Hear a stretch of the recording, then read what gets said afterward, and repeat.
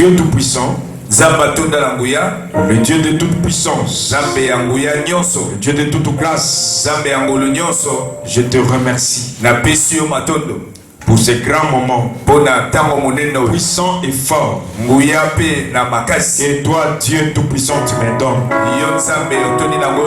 Permets que ce peuple soit édifié au travers de moi et qu'au travers de moi, ce peuple soit fortement visité par la main du Tout-Puissant. Toi, puissance et la sorcellerie. Toi, envoûtement occulte. Toi, puissance négative, tu n'as pas ta place dans ces cultes. Seul Christ est roi et Seigneur. J'impose la divinité dans ces cultes et je combats toute présence négative, tout envoûtement, distraction, menace du culte, en vol spirituel de pensée. Sors de ce lieu. Que ce lieu soit redoutable et que ce moment soit fort et ton peuple soit béni. Au nom de Jésus. Amen. Amen. Acclamez très fort. Merci cher chantre, merci tout enfant de Dieu qui est dans la salle. Merci serviteur de Dieu. Je bénis Dieu pour la présence de maman Nana qui est avec nous ce matin. Pour moi, c'est un signe de miracle que Dieu a opéré.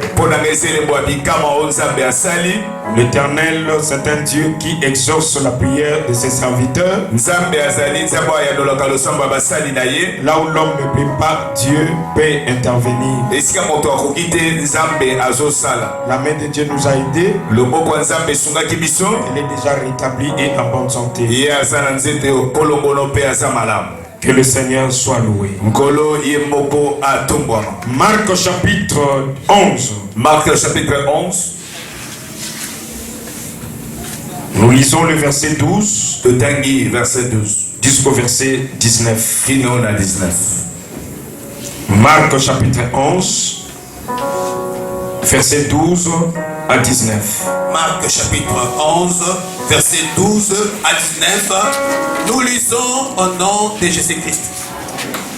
Le lendemain, après qu'il fut sorti de Béthanie, Jésus eut faim. Apercevant de loin un figuier qui avait de feuilles, il alla voir s'il trouverait quelque chose. Et s'en étant approché, il ne trouva que de feuilles, car ce n'était pas la saison des figues. Prenant alors la parole, il lui dit: que jamais personne ne mange de ton fruit. Et ses disciples l'entendirent. Ils arrivèrent à Jérusalem et Jésus entra dans le temple. Il s'est mis à chasser ceux qui vendaient, qui achetaient dans le temple. Il renversa les tables des changeurs et le siège des vendeurs de pigeons. Et il ne laissait personne transporter aucun objet à travers le temple. Ils enseignaient et disaient: n'est-il pas écrit: ma maison sera appelée une maison de prière pour toutes les nations? Mais vous en avez fait une caverne de voleurs. Le principal sacrificateur et les scribes, l'ayant entendu, cherchèrent le moyen de le faire périr, car les craignaient parce que toute la foule était frappée de sa doctrine. Quand le soir fut venu, Jésus sortit de la ville. Merci, parole du Seigneur. Acclamez pour la parole de Dieu. Nous poursuivons notre enseignement. Nous menaçons la puissance de la pauvreté Et nous sommes en train de prôner la prospérité à l'église. J'aimerais qu'on parle sur la prospérité. Parce que nous avons révélé le livre de Jean chapitre 10, verset 10. La Bible dit, le voleur ne vient que pour dérober, détruire et égorger. J'aimerais te révéler maintenant le rôle du Fils de l'homme. Si le voleur vient pour dérober, détruire et égorger, et qu'est-ce que le Fils de l'homme fait? La Bible dit, moi je suis venu pour que le brebis ait la vie et qu'elle soit dans l'abondance. Lui, le diable, fonctionne en trois manières. Il vole, il détruit, il tue. C'est ça ce que le diable est en train de faire. Dans tout ce que nous faisons, le diable vole, il détruit, il tue. Voilà pourquoi dans la vie, il ne faut jamais collaborer avec le diable. La Bible interdit à l'homme de donner accès au diable. Si le diable a un accès dans ta vie, la première des choses, il volera ce que tu as placé en toi. Secondement, il va détruire. Et troisièmement, il va te tuer. Voilà pourquoi à cet avant-midi, je m'en vais d'abord restituer dans la vie de qui que ce soit tout ce qu'on a volé dans ta vie. Tout ce que le diable a volé, que Jésus-Christ puisse le restituer maintenant. Il est écrit dans les Écritures, toutes les années que la sauterelle a dévoré, restituer. Est-ce que Dieu puisse restituer tout ce que la force du mal avait volé en toi? En commençant par ton étoile, tes relations, tes biens, tes promesses, ton aura, que Dieu remette en place ce que la force du mal avait déjà volé. Deuxième chose, que Dieu puisse reconstruire là où les démons avaient déjà détruit. Écoutez-moi très bien. L'ordre crée la joie. Là où il y a les désordres, Dieu n'est pas dans les désordres. Dieu c'est un Dieu d'ordre. Et quand le diable vient, il vient détruire. Le diable n'a jamais construit.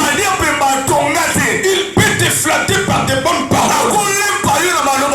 Quand le diable est venu sur Ève, il n'a pas changé la chose, mais il a donné seulement une ruse. La ruse, c'est une vérité pervertie. C'était une malice. La Bible dit que le diable a dit, Dieu sait que le jour où vous mangerez le fruit de cet arbre, vous deviendrez comme lui. Écoute, quand Dieu créait l'homme, avant la création, qu'est-ce que Dieu avait dit? Créons à notre image. Est-ce qu'il fallait qu'il s'attende pour rappeler Bango Lissous? Déjà image ensemble. Mais Satan a catché la séduction, qu'est-ce qu'il a fait? C'est que donc il y a beaucoup de gens qui créent à notre image. Mais tant que Satan a c'est-à-dire, quand la vérité est quand la capacité est Satan a changé en cas forme. Au final, il a détruit. Ok. C'est pourquoi ce matin, je dis à quelqu'un quelque chose. Ne donne pas ton oreille à écouter le diable. Ne donne pas accès au démon. Le démon détruit. Et Troisième chose, les démons tuent. Qu'est-ce que le force du mal a déjà tué dans ta vie? Il y a des relations qui ne vivent plus. Il y a l'argent qui ne circule plus. Il y a même ton aura que la force du mal a déjà tué. Tu n'as plus le charisme né. Il n'y a plus de l'attirance en toi.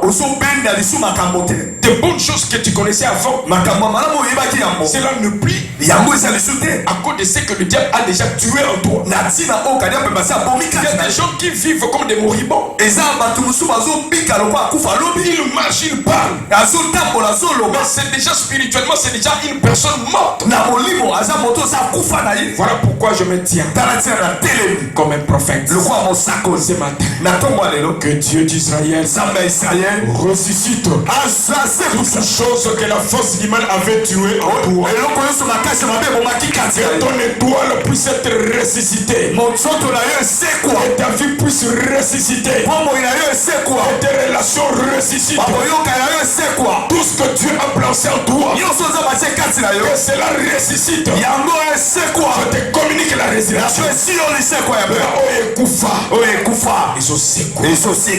Écoute, quand le diable fonctionne dans ces trois dimensions, le fils de l'homme, lui ne fonctionne pas en trois dimensions. Le fils de l'homme lui fonctionne à deux dimensions. Suivez-moi attentivement. La Bible a dit: le voleur ne vient que pour dérober, détruire, égorger. Moi, je suis venu. Moi qui? Jésus de Nazareth. Je suis venu afin que le brebis ait quoi? La vie. Et qu'elle soit dans la abondance. Il fonctionne en deux dimensions. Lorsque Dieu vient chez toi, Dieu va te donner la vie. La vie. Il y a beaucoup de disciples qui sont à comprendre que tu es finalement tu papa, tu es responsable. Nabota, nazana bana, nazana mwasi, nazana babukiro, nazana décobélé. À notre tour, qu'est-ce que nous on aura? Les disciples ont répondu. Jésus a répondu: d'abord, le royaume des cieux. Vous aurez la vie éternelle.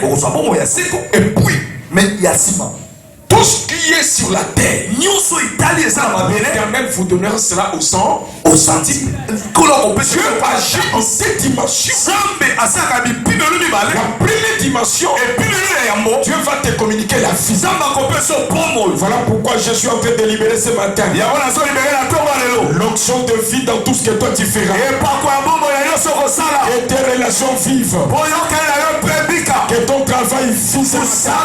Je te communique la vie au nom de Jésus. Je t'écris. Lorsque Ribé fut maudit par son père Jacob, il fait de Moïse. Moïse a regardé Ribé. Moïse dit à Ribé que Ribé vive. Je déclare ce matin